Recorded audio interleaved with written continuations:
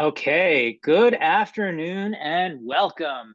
My name is Jonathan Pogash, and I'm here today to welcome you to WSWA's Brand Battle Tournament. This is the alcohol industry's premier pitch competition. This week, you will see and hear from some of the industry's hottest wine and spirits brands, battling it out category by category to compete in the 2024 Brand Battle Championship. This year's championship battle will be held in person on stage at Access Live later this month, January 30th to be exact, at Access Live in Las Vegas. With the who's who from the industry in attendance, a panel of expert judges will crown the 2024 Brand Battle champion. Winners of previous brand battles have earned distribution partnerships and become some of the hottest brands in the US wine and spirits marketplace. Well, I'm thrilled to be your host today for the Whiskey and Scotch tournament. I've been a longtime friend and partner of WSWA and have always looked forward to Brand Battle. It really is a terrific opportunity to see, hear, and taste new brands on the forefront of growth and opportunity. Today, you'll be hearing from 4 different whiskey and Scotch brands who will spend a few minutes each presenting information about their products. After each presentation, the judges will have a few minutes to ask questions and provide feedback. I encourage all of you watching to add your own questions and thoughts into the chat box at the bottom of the screen. We'll try to answer all of the questions that come through during the tournament. At the end of today's competition, we'll announce our category winner from our judges' votes. The winner of today's tournament will move on to the championship brand battle live on stage in Las Vegas on January 30th. Okay, let's get to it. I'd like to start off our competition by introducing the esteemed panel of judges that we have here with us today. Together, this group of wholesalers and retailers represent businesses varying in size from across the country and bring over 100 years of combined experience and expertise in the wine and spirits industry. These industry leaders are always looking for the next up-and-coming brand. First up, from Southern Glazer's Wine and Spirits, we have Ray Lombard, who was recently promoted to the Executive Vice President and General Manager for Craft Spirits. In his current role, Mr. Lombard drives the strategy for Southern Glazer's craft spirits portfolio. This includes overseeing the company's new craft spirits division across the country and leading all craft spirits sales and support functions as part of Southern Glazer's new SG Plus enhanced customer service, fine wine, and craft spirits strategy. In addition to these responsibilities, Mr. Lombard manages craft spirits supplier onboarding, contracts, management, marketing, and performance, and directs Southern Glazer's highly successful fleet advertising program. Ray is also a WSWA Access Craft founding member and current wholesale advisor. Joining us from Breakthrough Beverage, please welcome John Oliver. John is the National Trade Marketing Director for Breakthrough Beverage Group's Trident portfolio, which focuses exclusively on a suite of craft and emerging spirit brands.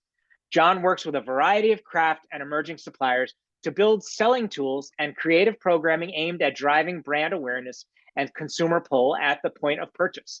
He also helps lead the supplier vetting process for potential new spirit brands interested in partnering with Breakthrough across their distribution network. John has been with Breakthrough Beverage for the past 14 years. Welcome, John. Badger liquor mixologist and certified specialist of spirits, please welcome Nick Macaluso. Nick made the jump from bartending to distribution and brings with him a wealth of knowledge from behind the bar to now serving as mixologist for Badger Liquor. Nick works with everyone from local corner bars to 5-star hotels to professional sports teams, all while completing a certified specialist of spirits. Nice to have you here, Nick.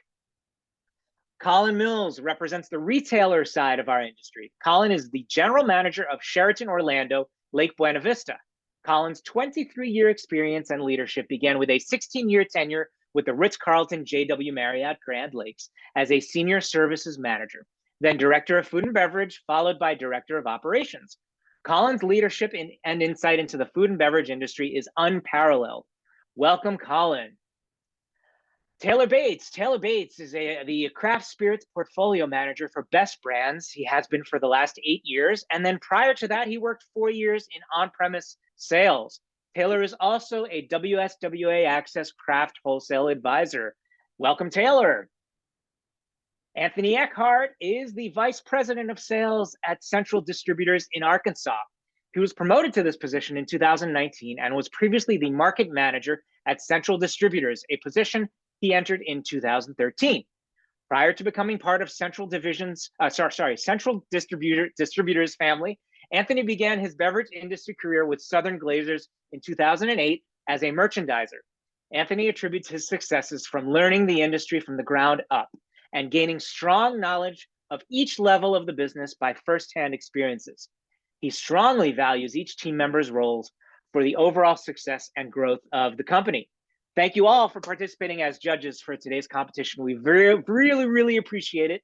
And I look forward to hearing your feedback for the contenders and their products. Now, let's get to the good stuff, the part you all registered to see, our contenders. This category received some terrific entries, and we're excited to hear from 4 unique brands who were selected to talk about their products, representing a wide variety of new brands.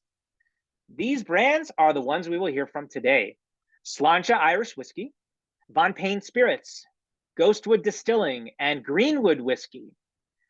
Now that we know the players, let's get started. Please join us in welcoming our first contender of this tournament, Richard Davies.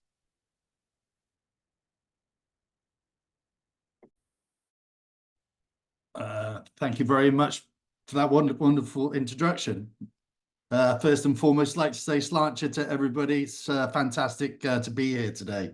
It's difficult to talk about our brand without stepping back in time slightly. So a little bit of history about Irish whiskey. Let me just set my clock as well, because I totally understand we only have 4 minutes on here. So Irish whiskey category, very exciting category currently. The first known distillation of Irish whiskey was in Ireland at 100 AD. So from that time, the Irish whiskey category has definitely had its ups and downs. Globally, prior to Prohibition in 1920, globally, Irish whiskey had 70% of the brown market sector sales. So Irish whiskey was extremely popular in the 18th and 19th century. So what happened to Irish whiskey? Well, Prohibition, first of all. Prohibition absolutely killed Irish whiskey. UK tax squeezing Ireland, number 2. And number 3, the political unrest on the island. So poor Irish whiskey had a very tough time. Another problem with Irish whiskey was it was so popular in the USA. When Prohibition came along, lots of distillers in the United States started to produce Irish whiskey. But sadly, that Irish whiskey was nowhere near the quality that the Irish distillers were producing. So the Irish palate started to lose favor with Irish. So the American palate started to lose favor with Irish whiskey. So what is Sláinte? Sláinte is a wonderful phrase. It's a wonderful toast. It's a toast that basically translates to cheers and good health, but it means more than that. And I think since the pandemic, Sláinte means so much more. It's about spending time with people. It's about coming together in that Sláinte moment. Now, the Irish whiskey category today, massive growth. 20% of the USA population has Irish history and Irish heritage. So the term Sláinte is extremely well known. The Irish whiskey category as well is extremely attractive to new innovation. Jameson is obviously very Jameson dominant. So Jameson's currently holds 70% of the Irish whiskey market. So brands such as Proper 12 have proven that new and young innovation can have great results in this category. And actually, from 2010 until 2020, the growth of Irish whiskey went from 5 million cases to 12 million cases. So it's a wonderful category to be in. So why Slancher? We feel that Slancher is the ultimate call to action brand. What is a call to action brand? We are telling the consumer to pick up the glass, to say cheers, to spend quality time with people and enjoy that Slancher moment. So we are a call to action brand. We are also a purpose-led brand. We have a very, very strong giving back program. The brand has so far given $150,000 to my business partner, Leah Schreiber's charity. We invoke memories. We feel that the category also has brand leaders where the consumer may not like to go up to the bar and purchase those brands. So we feel that Slancher is a very genuine, very, very solid brand. Product itself is a premium Irish whiskey, aged for minimum 4 years, multi-award winning. And our halo product is this bottle here. We also have an 18-year-old that we are selling, and coming along the line is a 23-year-old. So Slancher's working with premium distillers over in Ireland to bring the consumer the best products possible. Thank you for your time. All right, that was wonderful. Thank you so much, Richard. Now let's bring our panel of judges back for a little bit of Q&A. Let's start with Ray from Southern Glazers Wine and Spirits. Ray, what are your questions or thoughts? Yeah, so with Slancher, seen as traveling across the country, have seen some markets that you have celebrity endorsement. How's the celebrity? It's Leah, right, from Ray Donovan. How's Correct. he playing into the brand, and how is he being a brand ambassador or an advocate for the brand and to get your message out there? So Irish whiskey runs pretty close to Liev's heart. Liev tells some wonderful stories about his association and his connection to Irish whiskey, being backstage, having a shot prior to going on stage, or meeting his father. And he tells those very genuine stories in a beautifully sincere way. So Liev is heavily connected to the category, but he is very much involved in the Slancher overall business, especially the marketing aspect. Liev's a very genuine person. As I said as well, we're not necessarily a celebrity-led brand. We at Slancher believe that we are a purpose-driven, all-encompassing brand, and Liev is one part of that. Taylor, let's hear from you. What are your thoughts, questions? Yeah, what does thank you for being here today. What does your support, just as far as stateside, as importers or local teams, anything in that capacity, what do you have as far as an infrastructure in the United States? How we've gone to market is we launched online very late 2022. Early 2023, we chose very bespoke, smaller distributors in very strong Irish markets that maybe didn't hold or didn't carry the category leader. So that we've launched in 6 or 7 states just to get that footprint. Moving forward, obviously, we are looking at moving to larger distributors. We are also now gaining our own independent salespeople with feet on the ground.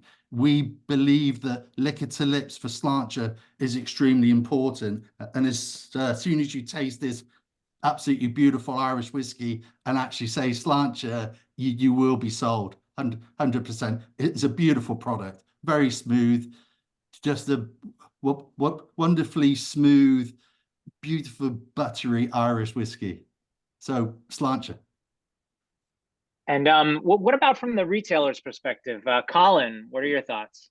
Hey, Richard, great presentation. Just a quick question. I may have missed it, but from a pricing perspective, how are you pricing to compete with the competition in regards to, are you looking more for back bar well placement? What's your ideal big picture look like there? We are a bartender's dream. The current offering of Slancher mixes very, very well. It makes great Manhattans. Actually, my favorite is an old fashioned, absolutely beautiful. So it is a bartender's dream. Price point, we are, for example, statewide in Florida with ABC stores, and I believe in January and February we are $29.99. That's with a $5 discount. So we've come to market with, we wanted that price to be accessible, and we believe that $29.99 to $32.99 price point is absolutely spot on. All right. Well, terrific. Thank you, Richard, for kicking us off. Now we're on to our Slancha. We're on to our second competitor. We have Tyler Morgan, Marketing Director for Von Payne Spirits. Von Payne Black is an award-winning blended whiskey infused with natural black currant, crafted to have a unique taste that fills your senses with unexpected pleasure. Slightly tart and subtly sweet, it goes down smooth with the rich flavor of black currant and a warm wave of a 90 proof premium blended whiskey. Welcome, Tyler. All right. Hey there. So thank you. We're honored. So are you ready to discover the pleasure of pain? This is Von Payne Black. It's a blended bourbon infused with natural black currant. We're intentionally different. So the aha moment for me came after a day boating with my adult daughters. If I could make a bourbon they liked, it would open up a whole new market. So inspired by my daughter's tattoo, our family's alternative styles, and the gargoyle on the Church of Notre Dame, Von Payne was born. It's a 3-year bourbon base that's infused with natural black currant. So it's not a flavored whiskey. It retains the smell and flavor of a bourbon with a slightly sweet tart finish, so people new to bourbon actually enjoy it. For bourbon bros and the whiskey enthusiasts, it's a 90 proof old fashioned from the bottle and something they can share with their non-whiskey friends. We call it sharing the pain. So when you share the pain, you get 3 wows. First is the presentation. It's a decanter style bottle with a heavy metal gargoyle pour spout. It's a badass bottle that gives off a dark and sexy vibe that people get excited about just seeing it. In a sea of brown bottles, we stand out with our iconic branding. If you don't remember our name, that's all right. We're the whiskey with the gargoyle. And a great quote from ABC of Florida is, "It's a passive success. We put it on the shelf and it sells." So wow number 2 is when you see it pour from the gargoyle. Okay, it's the only product on the market that ships with the pour spout in place, and it should stay that way with our patented closure. The pour spout is the best investment we've made in POS marketing. Number 3 is the taste. It's unexpected. Trying Von Payne for the first time, you get an out loud wow expression. There's a reputation in the industry that if it's a pretty bottle, it must be a shitty product. But our customers are going to emphatically disagree with you.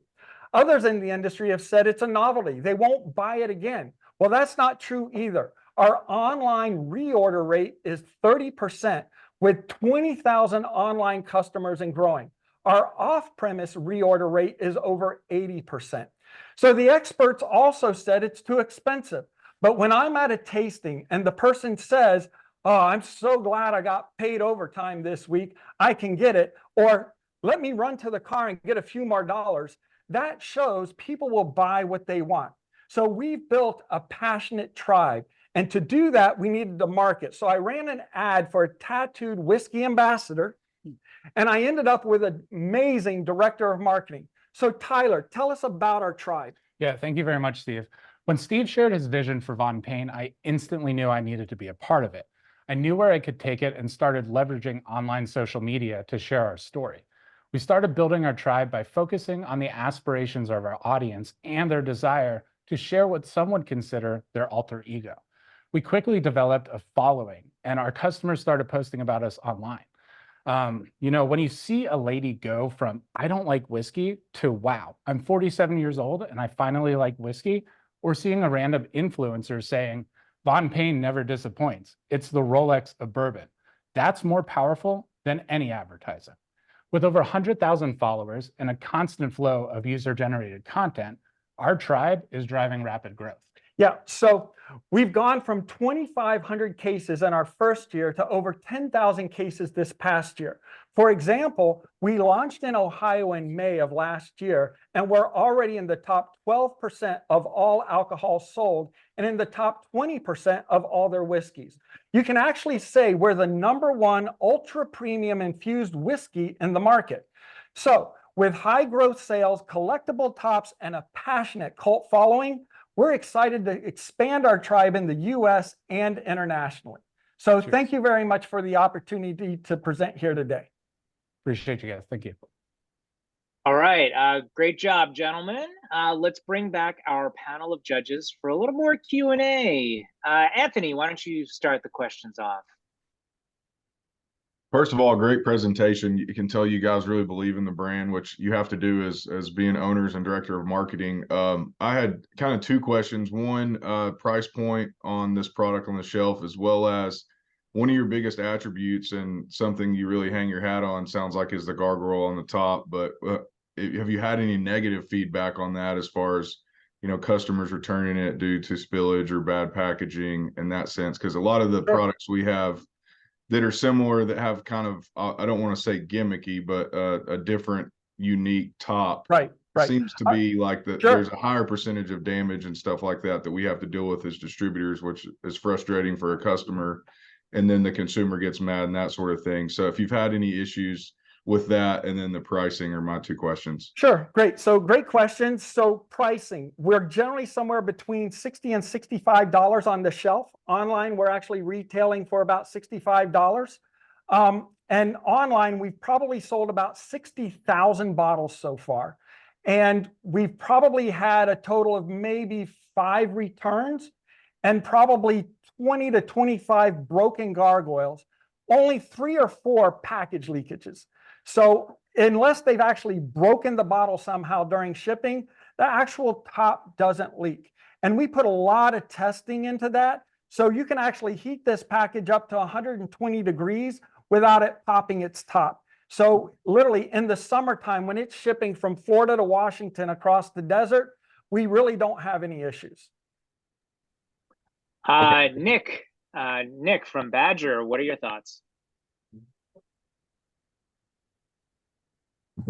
Sorry, I had to unmute there. Yeah. No, great presentation. Honestly, I love the packaging. When I tried it, very unique. Like almost the nose is very floral. I love the gargoyle. It's kind of got like some heavy metal vibe to it, which I enjoy. So my question is, when you were creating this, why did you pick out black currant? I feel like that's a very unique flavor. Totally random. All right, so I actually participate in a lot of extreme sports, and in that environment, Red Bull's a big sponsor, right? And so I enjoy Red Bull. It's very tart. And when I was researching the alcohol industry and trying to figure things out, I was sitting at the kitchen counter with my wife and saying, that's weird. There really aren't any tart alcohols that I can think of. And it was a unique thing. I don't know if that'd work or not, but it'd be fun to try something tart, but I don't want to do anything that's just common. And literally my wife just blurted out, what about black currant? I'm like, what the hell's that? And I had never heard of it before. And she's like, well, it's a tart little berry and it's really popular in Europe. I'm like, how do you even know? She's like, well, I used to scoop Haagen-Dazs ice cream in high school and they had a black currant flavor and it was really tart. So that's the thing that kicked it off. The black currant was actually my wife's idea. Yeah, and to build off that really quickly, the forbidden nature of the black currant really ties into our branding. It was illegal to grow in the United States until 2003, so like over 120 years. And we're like, wow, that's going to work really well with our forbidden dark and sexy vibes. Yeah, thank you. I'd like to go to Taylor to get his perspective. What are your thoughts? Yeah, I'm being in Tennessee, looking at shelf sets on the retail side, and are you finding yourselves when you get to retail, are you mixed in with, cordials, and at that price point, or are you just from a retailer grabbing the bottle and putting it on the shelf with the other Right. flavored whiskey, or are you looking to be on the actual bourbon shelf? Yeah, so we go for American whiskey or on the bourbon shelf. We look for placement literally right next to Woodford, Horse Soldier. If we walk into a retailer and they have us inadvertently stuck in the flavored section, we quickly grab the bottle and say, it's infused, substantial difference. Take a look at the price points. Do you want the bottle selling or do you want it sitting collecting dust? If you put it literally at the eye level with the other premium products, the product's going to move for you. And really, citing Ohio is the example. We don't have a distributor. We don't have a sales team. We have no presence there. And it's grown into our #1 state in sales simply because we have the same distributor that Tito's does there. Great. All right. Stephen and Tyler, both of you, thank you so very much. Thank you. Thank you. Thank you for having us. Next up, we'll hear from Lucas Perks about Ghostwood Distilling. The feeling of being alone against the mysteries of the world is what led Lucas Perks to create Ghostwood. Launching in 2020 with a premium aged bourbon, Lucas immediately set himself apart with his mature approach to the craft spirit space and diligent work on marketing and brand. Go Beyond the Firelight became Ghostwood's why, because it reflected Lucas's exploration and adventure in creating his dream distillery, as well as challenging and rewarding the average whiskey explorer in this exciting new market. Lucas. Greetings from Montana, guys. Super happy to be here. Really pumped. Well, I know I have a little bit of time here, so I'll try to be brief. Ghostwood Distilling is a brainchild of mine. I started off as basically a hobbyist distiller out of my family's ranch and on a 5-gallon copper still on a hot plate, basically. And the impetus of me starting this business was basically because I wanted to try to create a whiskey that really I enjoyed, have my own personal drink, if you will. Over the time, it became somewhat popular for people to come to my barn to get some whiskey, even the White Dog kind. So we started actually barreling it back in 2015, and that's kind of the official start of the Ghostwood journey. We launched in the market finally in 2020 once we got aged up with a lot of our stuff. And yeah, it's been kind of a blast. Learning how to sail in this market has been challenging, but it's been fun. I'm coming from it from a strictly craft angle on things. The one thing I can say about Ghostwood whiskey is that we really emphasize the quality of the whiskey as well as the aging of the whiskey, and really rewarding the people who will step up and try something new. And that's what the Go Beyond the Firelight why is for us. The bottle itself, obviously, is a pretty black bottle. It's fully painted, which is a little unusual for the market right now. I'm not saying I'm a genius or anything like that, but the reason I decided to go that route mainly was because I wanted to replicate actually Irish whiskey ceramic bottles. But it also we wanted to challenge people to pick up the whiskey and try it fresh. And really engage the customer in that way. What is this? What color is it? All those questions. It really provides a little bit of an adventure for the customer to pick it up off the shelf. Plus, it looks really pretty. The tree itself on the label is the tree that's right outside our ranch, and it's an old oak tree. It's about 300 years old. And it basically, the whole thing, it just represents putting you in a place of being in a campfire in the woods, camping or having your own adventure, and exploring or thinking about what's beyond that firelight, right? And that we take that marketing into a bunch of different areas. So it's just going off an adventure, starting your own business, writing your first book, like just having your own success story along with my journey as well, if that makes sense. So we really emphasize being relatable to the customer and having a direct touch to me, the creator, as well as our production process and our marketing. So it's very much, we don't try to tell people to have their own stories or share their own stories. We just want them to experience it with us. in a sense. Yeah, so I mean, the only other thing I could say is Ghostwood, the name itself comes from basically ghost meaning spirit, wood meaning barrel. So everything that we create is going to be aged, and everything that we create is going to be basically a brown liquor. We're really focusing on that aspect of the industry and really creating for ourselves a passion and a dedicated fan base in that sphere. And there we go. All right. Great job, Lucas. Now let's bring back our panel of judges for some more Q&A. Ray, why don't we start with you this time? Excellent. Lucas, as far as the consumer, how are you, what are some of the vehicles you're using to bring awareness to Ghostwood, or to, once the product gets on the shelf or on the back bar, to have that consumer awareness that they'll just reach out, point, and ask for that bottle or that cocktail? Yeah, no, we've done our best on putting boots on the ground in our key markets, specifically Texas, Oklahoma. We just opened up Missouri, Illinois, and really engage with the on-premises sales, as well as our distributors, to really make those connections work. Every time we set up a connection with a distributor, we like to think of it as a family connection. Good business is good business all the way around. In terms of how we get people to the shelves, we typically like to host in-person restaurant events in their market to help drive the awareness in those zones, so that we can really introduce people to, you know, Ghostwood and what it can offer. A lot of people get excited by the taste and the flavor and its approachability. Being a 4-grain, it really is a full tongue experience. I hope you've all gotten a chance to try it. And it's at 90 proof. It's not that off-putting in terms of flavor. It's very approachable, and it's meant to be, because I want to bring new whiskey, the people that are coming into the whiskey market right now, giving them something, almost a starter whiskey, if you will, that has hidden depth to enjoy, and then buoy off of from there. So it's really a new whiskey culture person's experience kind of whiskey. Colin Mills from Marriott, the retailer on-premise perspective.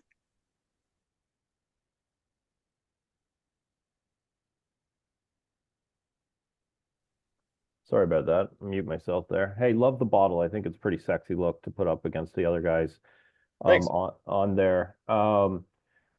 With that being said, do you think it from a market perspective throughout the country, just different areas, do you think it pigeonholes you into a certain markets versus more different markets, let's say here in the world of Orlando, and familyisms outside of New Orleans, or maybe some of those other cultures that would see this bottle as being like a slam dunk? You know, it's funny that you say that. We're actually primary whiskey and sponsor of the Mile Zero Festival in Key West, coming up in a couple of weeks. We've actually got a lot of fans in Florida. And I actually thought initially that it wasn't going to fly that well, because the black and the white kind of tend itself more towards basically the Midwest, northern states, the Northeast, if you will. I'm a huge fan of the fall, and that's kind of what I created Ghostwood Whiskey to be a part of in terms of the brand. To be honest, I'm not sure why they like it so much, other than the fact that they just enjoy the drink, quite frankly. At our price point, we try to be as welcoming as we can. We're somewhere between the 60 to 65, depending on where you're at, which I think is a good place to be. I don't like to be over expensive, but I think the aging and the quality of the product really lends itself to about that price point. What I tend to tell people, at least in the bars, is like, you know, you can't go wrong with a Ghostwood premium cocktail. It's always going to jack it up one way or the other. So. Nick, do you have a quick thought question? Got quick time for you. Yeah. Thanks again, Lucas. Great presentation. Yeah, great meeting you. Yeah, you might have said this already. What cocktails are you using with this brand, and specifically what SKU makes the best cocktail out of the three? Yeah, I mean, obviously we've gotten a lot of success with the traditionals, the old fashions, and the Manhattans. Both work really well because we have a very strong high rye element to our mash bill. But you know what? Last year we kind of okay, I'm going to admit something a little bit wrong here, probably, but last year we really made an attempt to make bourbon whiskey welcoming in the summer months, which is almost impossible. I don't know why I even tried it. I'm too small. It's not like I was going to change the culture necessarily. But we've actually had a lot of success. We created a cocktail called the Kettle Call. Like I said, we've got a lot of fans in Texas, and it's basically just a shot and a half of Ghostwood whiskey with a little bit of ginger beer and a little bit of Sprite with a lime wedge. So it's super easy, quick to make, and it's really refreshing. The other one that's a little bit more complicated, and then we're serving both in Key West coming up, is the Cowboy Mojito. So it's a mojito with a bourbon base, which actually turned out really, really well. So, but again, it's a little bit more complicated. Lots of ins and outs and ingredients in that one. Sure. Thank you. Yeah. All right. Thank you so very much, Lucas. So yeah, pleasure. Let us go on to our final presenter for the day. KJ. KJ Gordon happens to be, well, yes, of course, he's from Greenwood Whiskey.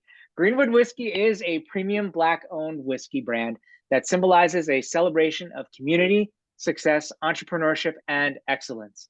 The flagship Greenwood Whiskey combines natural ingredients and bold flavors.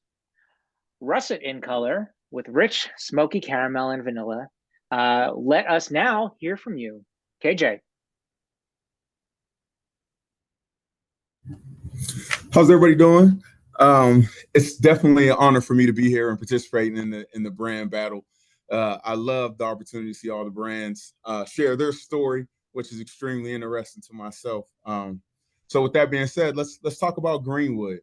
Before I go into details about the juice, I want to tell a little bit about myself and how we got here, how this brand started. So I am the CEO and co-founder of Greenwood Whiskey. I have 3 additional co-founders with me, and we've all been lifelong friends. So we've known each other for 20 years, and that's long enough to see babies born and see those same babies graduate high school and go on to college. So also helped me realize that I'm getting old. But it's been a journey with this group of guys who I have the pleasure of doing this with. We came together to start Greenwood Whiskey because we had a common dream. Like, we've all pounded the pavement at our 9 to 5. We all wanted to do something entrepreneurial, and we wanted to do something that was bigger than us, something that we could leave behind and leave a legacy for our families. And we felt entrepreneurship was that route.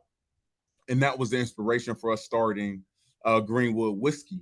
Now, the name Greenwood was inspired by Tulsa, Oklahoma, in the Greenwood district. So in 1906, a freed slave by the name of O.W. Gurley acquired 40 acres of land in Tulsa, Oklahoma. And being an entrepreneur type gentleman himself, he took this land and parceled it up and built businesses on it. So he built grocery stores, he built rooming houses, and he invited other freed African Americans to come in and build as well.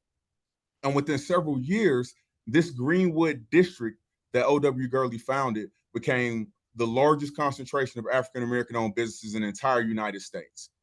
It had 500 plus businesses, everything from hotels to doctor's offices to movie theaters, you can name it. Like, the business was there, and it was special for the time frame. It was so special that Booker T. Washington had the opportunity to visit the Tulsa, Oklahoma, and he was so amazed by the level of commerce that he nicknamed it Black Wall Street, and that name stuck around for many, many years. So as 4 African American entrepreneurs, us hearing this story, it inspired us to go on our journey in the spirits industry, especially considering we didn't have any background in food, beverage, or spirits at all. So it was a leap for us. But hearing what these entrepreneurs did in some of the toughest of times inspired us to move forward. So we wanted to name the brand Greenwood to pay homage to those entrepreneurs that came before us, and as well as to share and spread their story. Additionally, we want to take it one step further. So a portion of our proceeds go towards nonprofit organizations that also provide services to dreamers, upcoming entrepreneurs from underserved communities. So for us, that was the Greenwood story that inspired us to build the brand. Now, in regards to the juice, we wanted to create something that was versatile enough to to be consumed on the rocks or neat, and also can be put in a cocktail without overpowering the cocktail. Like, we took a look at our target audience, and the majority of our group is honestly probably new to whiskey or novice whiskey drinkers. And we wanted to make something that they could experience many types of ways. And we felt we've been successful in doing that. Like, our target audience, it ranges from individuals who drink Greenwood neat at their favorite cigar parlor and smoking on a stogie. And then we also have ladies who go to brunch and drink Greenwood in their favorite whiskey sour. So it runs the gamut, and that's the goal for us. And we look at it as you enjoy whiskey however it works for you, right? I don't think there's a wrong way for you to drink whiskey, but the one thing that you have in common when you open a bottle of Greenwood is that not only will you get some good whiskey, and you'll be celebrating whatever's meaningful to you, whether that's a Friday day after work or you recently got a promotion, but you're also getting a taste of history in each bottle. And that's something that we want to share with our consumer base. So in a nutshell, that's Greenwood whiskey. We retail at $34.99 in most cases. That's our suggested retail price for our traditional, our flagship SKU. And we also have a 7-year aged rye whiskey, and we have a caramel flavored whiskey as well. That's part of our portfolio. So what Awesome. question? Thank you, KG. I'm sorry I said KJ before, but KG. I've been called worse. It's okay. Okay, as long as it's okay. All right, so let's bring back our panel of judges for a little bit more Q&A action. Let's start with Anthony. Hey, KG, nice presentation and really cool story. I don't really have any questions. I do have an idea. The story behind the brand seems to be a really, really cool story. And with the packaging that I have here in my hand, there's a lot of blank space on the side of this bottle or something for you guys to actually highlight that. And I think that would be a really cool thing for the consumer as they're shopping. Nowadays, a brand is so much about its story.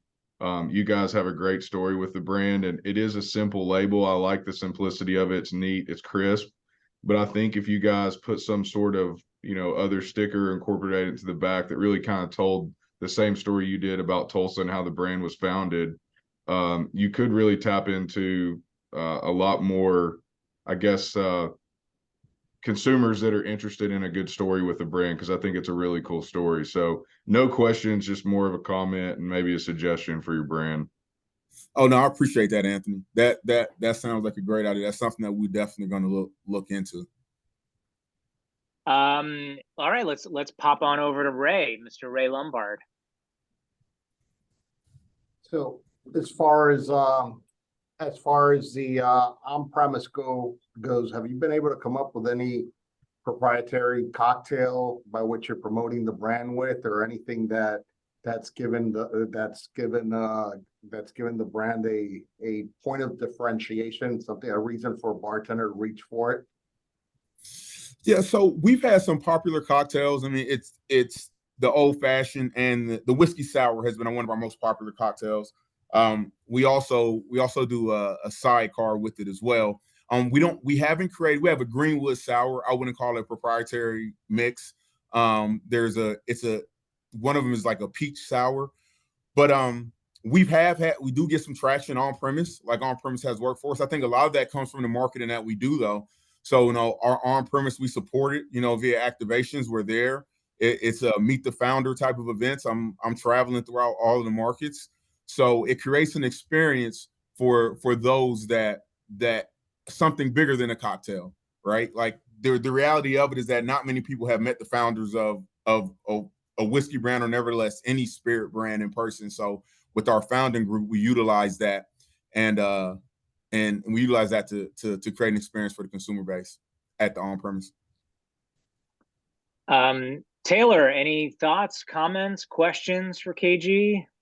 Yeah, I have a question just as far as the whiskey itself. Is this a flavored whiskey? Because if I'm looking at the website, I'm reading our flagship Greenwood whiskey combines natural ingredients and bold flavors. Tell me about that. Yeah. So it's not a flavored whiskey. Our Greenwood Celebration is the flavored whiskey. It's a caramel flavored whiskey. So with us, we experimenting with some flavors. The 51% rye, 49% corn is the mash bill. Asian American oak 3 years. We've just kind of done some experimentation in regards to some vanilla and things of that nature. As we get it to our distillery partner and it's in the barrel. So just looking to be creative, and we're always looking to be creative and experiment and find something that hits the mark for our audience. Got it. Thank you. Yeah, all right, thank you. So as we wrap it up here, thank you so much, KG. Thank you to all of our competitors and judges. Now we will send our judges to do that very, very difficult task of deliberating on this category winner, who will then move on to the championship round live on stage at Access Live on January 30th in Las Vegas with, hey, me as your host. So don't go anywhere while our judges deliberate. We'll be right back.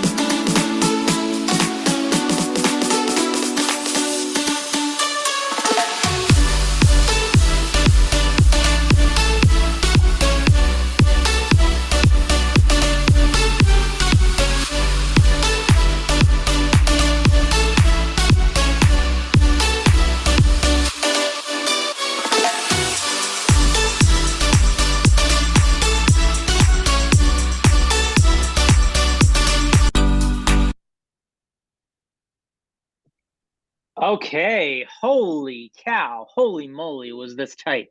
Okay, well, welcome back, everyone. I hope you all got some great information as our judges were determining today's winner of the whiskey and, well, the whiskey brand battle. There was no Scotch, the whiskey brand battle tournament. That winner will proceed to the brand battle championship in Las Vegas, live on stage at Access Live. Today's, we got the drum roll. You know, there's a storm brewing outside, so we've got all sorts of things happening here. There's a storm a brewing. Okay, so we're gonna, again, live on stage, Access Live. Today's overall whiskey category winner is, drum roll. Well, I'll say it right now. It's Cheers, Slàinte Irish Whiskey. Congratulations.